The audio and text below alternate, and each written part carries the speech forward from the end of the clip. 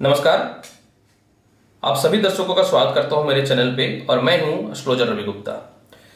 प्रिय दर्शकों, बहुत ही महत्वपूर्ण जानकारी देने हेतु आज आपके सामने प्रस्तुत हुआ हूं। आज मैं आपको जानकारी दूंगा कि 20 नवंबर से लेकर के 3 नवंबर तक बृहस्पति अपनी धनु राशि को छोड़ करके मकर राशि में प्रवेश करेंगे। तो इसका संपूर्ण विश्लेषण मैं करूंगा मेष लग्न और मेष राशि वाले आपके लिए कि इसका क्या प्रभाव आपके जीवन में पड़ेगा, क्योंकि बृहस्पति जब धनु राशि को छोड़ करके मकर राशि में प्रवेश करेंगे तो बृहस्पति आपके कर्म क्षेत्र का मालिक रहेगा और आय स्थान का मालिक रहेगा।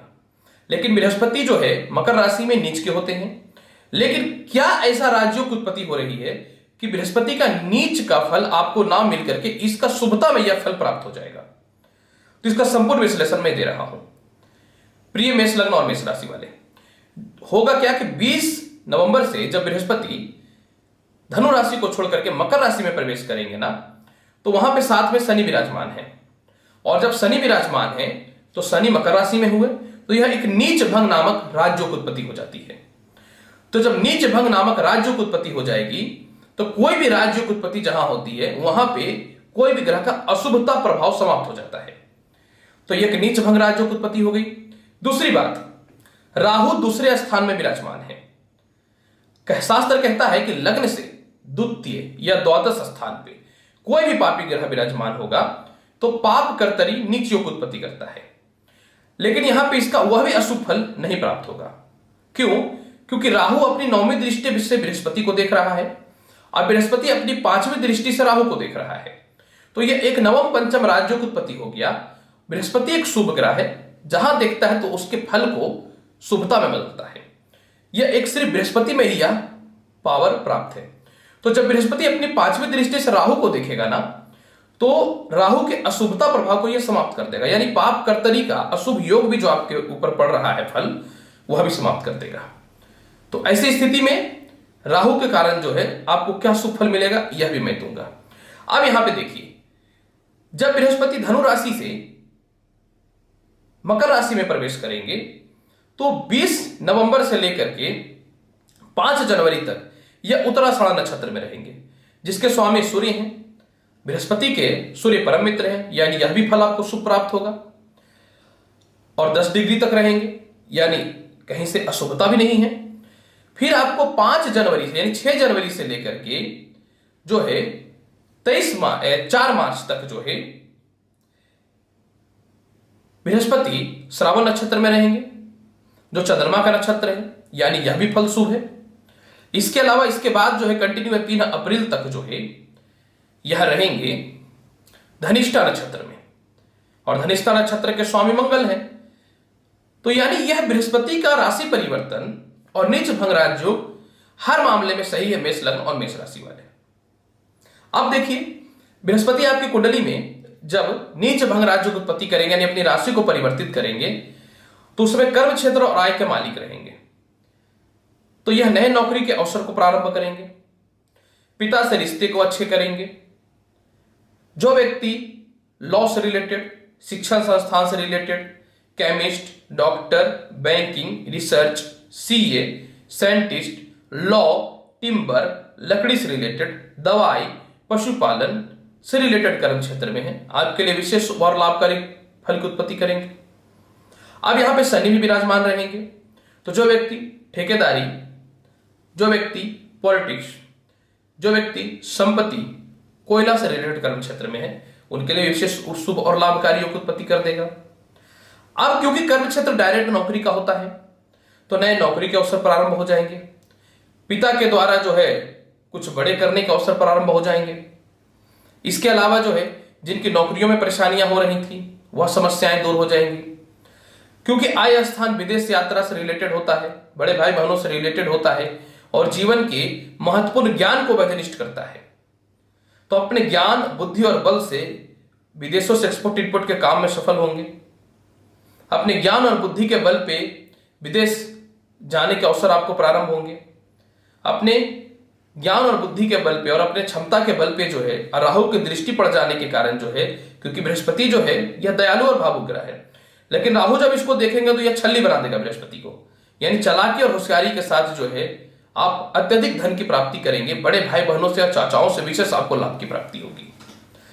अब यहां पे देखिए कि बृहस्पति जो है 5वीं दृष्टि से सेकंड हाउस को देखेंगे। मैंने बताया कि पाप कर्तरी नीच योग का प्रभाव को ये समाप्त कर रहे हैं। तो स्त्री और पुरुष के मध्य में जो वैवाहिक जीवन से जो जुड़े हुए हैं, उनका जो विवाद चल रहा था, यानी वैचारिक मतभेद या एक दूसरे की फैमिली को जो देखना पसंद नहीं कर रहे थे, वह समस्याएं समाप्त हो जाएंगी।